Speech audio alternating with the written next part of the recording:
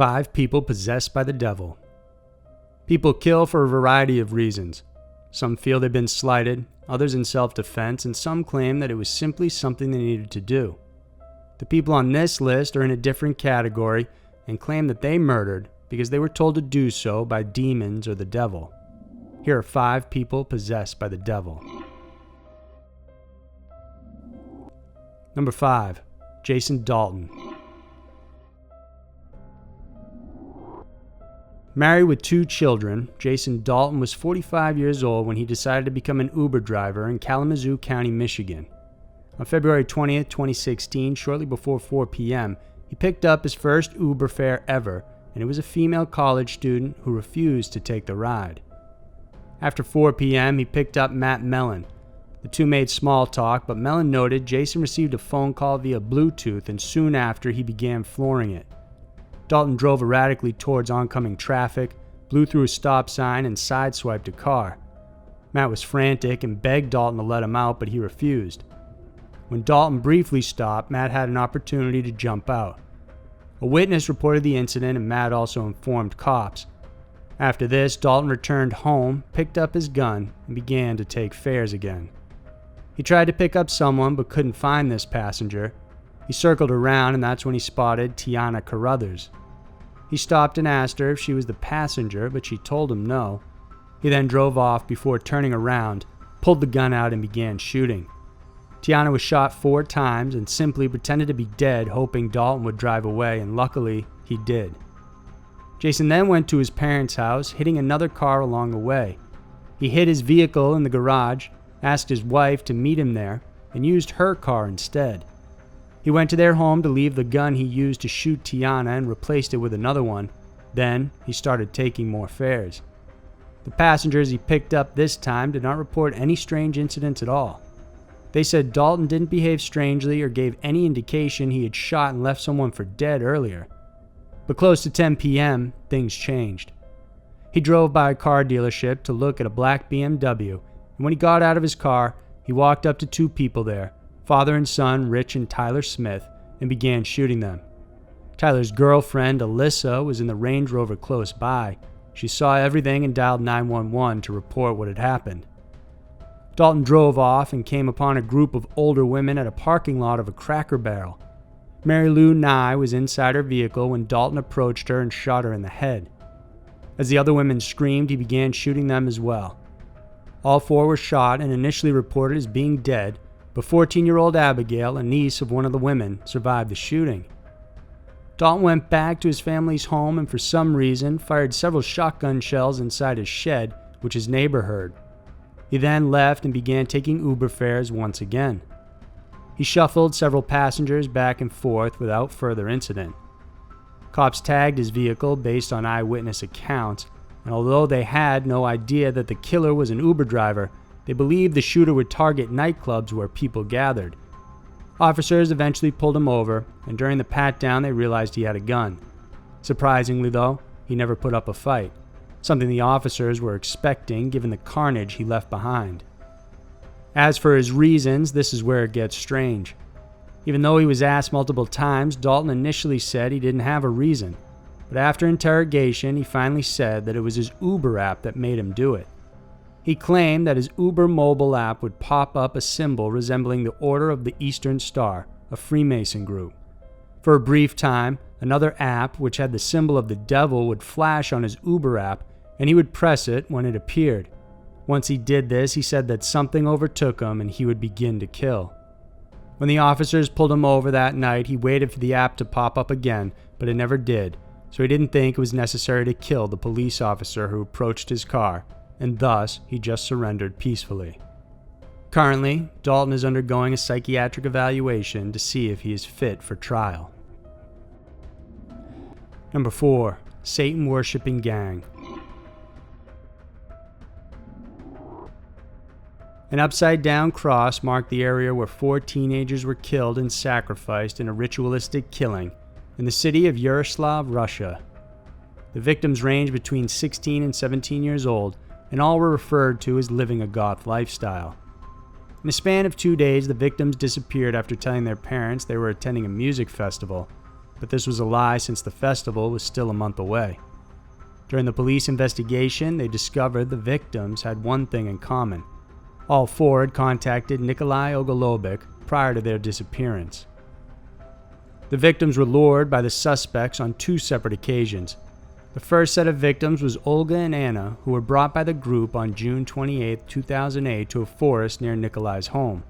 They were given alcohol before they were attacked by the gang of 8 Satanists, with Nikolai as the leader.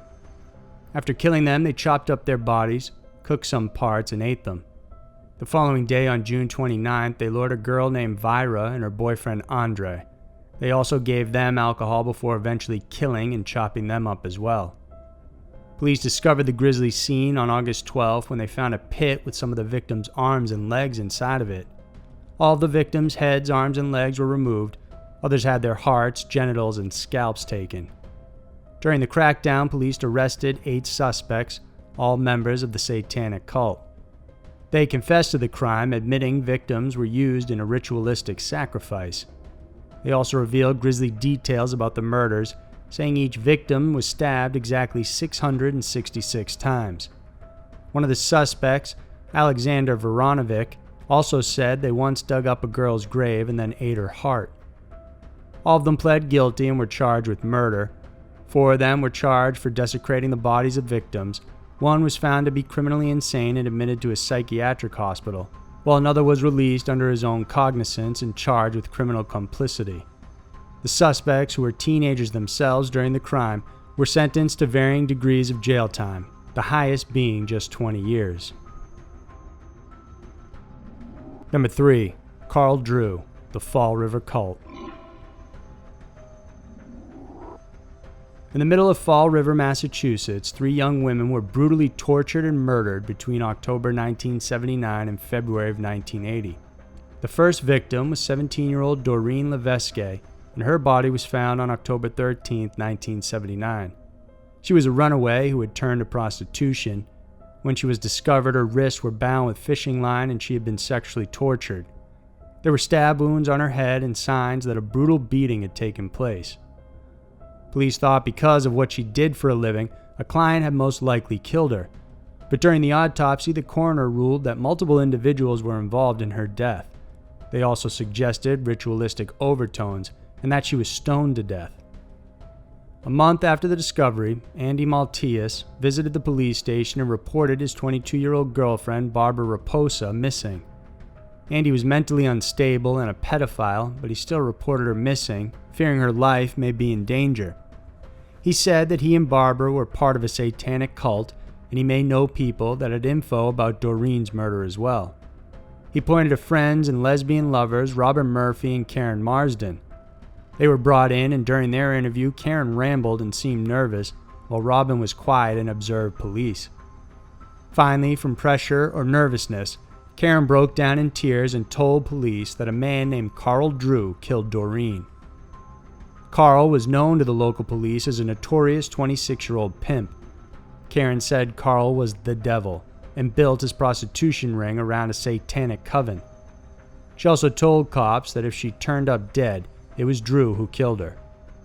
On January 26, 1980, the body of Barbara Raposa was found in an abandoned printing factory. Like Doreen, her wrists were bound with fishing line and she had been sexually assaulted. Her skull had been crushed with a rock, and the first suspect was, of course, her boyfriend Andy. At first, he denied involvement but later claimed to have had a psychic dream about what happened. Police played along with him, and Andy brought them to the crime scene where he described details only cops knew at the time. He was then arrested as the prime suspect, and days later, Robin Murphy called investigators with more information. She said she would testify against Andy because she was there when he killed Barbara. She also claimed she was present at Doreen's murder too. She said Andy killed Barbara and threatened her with the same fate if she ever told anyone. Robin was then given immunity and placed under protective custody. On Doreen's murder, Murphy said she was killed as an offering of the soul to Satan, and she pointed the finger at Carl Drew as the main suspect for that. But Karen's testimony told a different story. She said Murphy played a more active role in the killings and in fact directed others to take part in the killing of Barbara, so they would keep silent as accomplices. Unfortunately, Karen was an unreliable witness because of her drug use, nervous behavior, and inconsistent testimony, so police couldn't make any arrest or move forward. But Karen told police she was going to be the next victim, and sure enough, on February 9, 1980, she was reported missing. 2 months later, someone stumbled across the top half of a human skull while in the woods, and it turned out to be Karen's. Investigators received a tip stating that Carl Drew and Robin Murphy were responsible, and they were brought in. In the end, Carl Drew was sentenced to life in prison without parole, while Andy also received the same sentence for Barbara's death. Meanwhile, Robin was charged with second-degree murder and received a reduced sentence of life in prison with the possibility of parole. She was released briefly before being incarcerated again for a parole violation.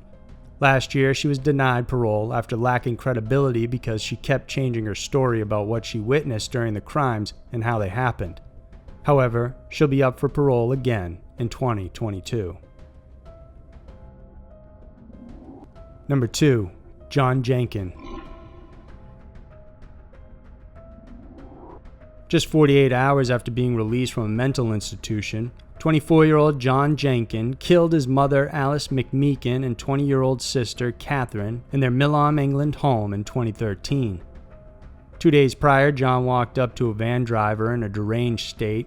He dropped down a bag, put his hands up in the air and said, "I am armed, but it's not with my hands." Then he said he was going to kill his ma'am. "We both know it's going to happen. I will find somewhere quiet when it's done." He kept repeating the fact that he was going to kill his own mother, and afterwards, the driver called police to inform them of the incident. 2 hours after this, John was spotted near a nature reserve covered in blood from cuts he had made on his wrists using shells. He was taken to jail, and within minutes, the prison psychiatrist knew he was suffering from a mental illness. He was then taken to a nearby mental institution for further assessment. During the 90-minute session, he told the psychiatric nurse that he had taken a cocktail of drugs that included LSD. Despite this, they concluded that he was not a threat to himself or others and released him to the care of his mother. The night before the killings, John went out with his friends for a drink and he was seen displaying bizarre behavior. At some point, he challenged a group to a fight, tried to kiss a woman he didn't know, and also ate chocolate off of the dirty floor. By 5:10 a.m., he was seen in the back streets by a neighbor waving a knife above his head and shouting that he was possessed by demons and he was the devil and needed to confess. 3 hours later, a neighbor heard a ruckus inside the Jenkins home. Apparently, John had woken up in bed, marched downstairs carrying a hatchet he kept beside him, and started hitting his mother over the head. When his sister came down to see what happened, she began screaming and tried to escape, and that's when he also attacked and killed her. He also killed his pet dog, and afterwards left the house and walked half a mile to an estuary where he was seen naked, crawling on the ground. He was taken in by police and examined, where he stated he killed his mother and sister in the heat of the moment. John was ordered to serve a minimum of 12 years in prison, but he would continue treatment at the Ashworth Hospital in Merseyside. If he recovered before the 12 years, he would be transferred to the prison. The judge made it clear that under no way would he be released until the parole board is satisfied that he will no longer be a threat to anyone. Let's just hope they don't make the same mistake as the psychiatric nurse did. Number 1. Arne Johnson. It started on July 3, 1980 in Brookfield, Connecticut, when 11-year-old David Glassell woke up in the middle of the night screaming after seeing, as he stated, a man with black eyes, a thin face with animal features and jagged teeth, pointed ears, horns, and hoofs. The beast creature warned him to beware. Soon, David began experiencing more night terrors and started acting strangely. He would get unexplained scratches all over his body and became quiet and nervous. His sister Debbie asked her fiancé, Arne Johnson, to move in with them to help David, but this didn't seem to work. David's condition only worsened, and he began having visions and terrors. They asked a priest to bless the home, but again, this only worsened the situation. Louder sounds in the attic and around the house were heard, and David began seeing visions of the demonic man even during the daytime. He also started speaking in multiple voices and would hiss at his family in a menacing way. With no signs of it waning, The Glassells contacted self-proclaimed demonologists Ed and Lorraine Warren. They concluded that David was possessed by 43 demons and decided to hold a series of exorcisms to free the boy. The Warrens, along with 4 priests, conducted 3 exorcism sessions, but during one of these, Arne made an unfortunate move. He taunted one of the demons to enter him, saying they were too afraid. After the exorcism was completed, the Warrens called the police, asking them to keep an eye out on Arne. By November of 1980, things seemed to be going okay. Arne and Debbie moved into their own place, an apartment owned by Alan Bono. But Arne had begun to change. Despite being noted as a good guy by friends and family, he started getting into trouble. Debbie also said he would go into trances, claim to see a beast man, and sometimes growl at nothing. On February 16, 1981, Arne spent the day with Debbie, his sister Wanda, and Debbie's 9-year-old cousin Mary. School was closed, and they hung out in the kennel where Debbie and Wanda worked. By lunchtime, the property owner, Alan Bono, invited them over for lunch. The men began drinking, and at some point there was uneasiness between them. By the time they reached the kennel again, a fight had broken out. Debbie tried to get Wanda and Mary out of the room, but Alan grabbed Mary, refusing to let her go. This is when Arne pulled out a knife and stabbed Alan through the stomach and in his heart. He then stabbed Alan several more times before leaving the scene. During the trial, Arne's attorney thought it was worth entering a not guilty plea by virtue of demonic possession, but this was not accepted by the judge, stating there was no way to prove it. Eventually, they went with self-defense, but the jury still found Arne guilty. He was sentenced for up to 20 years, but served only 5. After he was released, he and Debbie married and are still living happily ever after today. So there were 5 people possessed by the devil. There are many things in this world we can explain, and some things we simply can't. While it can be hard to believe that a demon could possess someone to do the unthinkable, perhaps it is possible. If you like this video, then please remember to subscribe and click the notification bell because we have new videos coming out every single week we know you'll want to check out. Thanks for watching, and I'll see you soon.